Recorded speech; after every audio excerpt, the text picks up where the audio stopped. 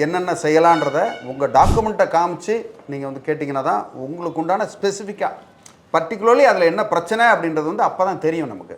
அந்த பிரச்சனையை நம்ம என்னன்றதை கையில் எடுத்து தாராளமாக உங்களுக்கு வந்து நீதி கிடைக்கிறதுக்கான வாய்ப்பு வந்து 99.9% இருக்குது.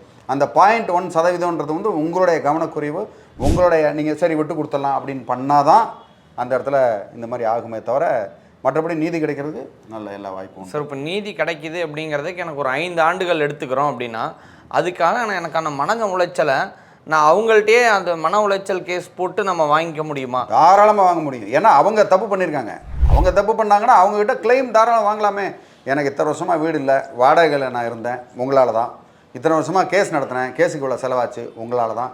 நீங்களாம் கொடுங்கன்னு சொல்லி அதையே நீங்கள் தாராளமாக நீங்கள் போட்டு கேட்குறதுக்கான வாய்ப்பு வந்து உண்டு. சரி சார், இதை வந்து ஒரு ஆதாரத்தோடு உங்கள்கிட்ட வந்து அணுகணும் அப்படின்னா என்னென்ன ஆதாரங்கள் முதல் தடவை தேவைப்படும்? பொதுவாக எப்படின்னா நீங்கள் பட்டா சம்மந்தமாக வந்தீங்கன்னா முதல்ல பட்டா காப்பி வேணும்.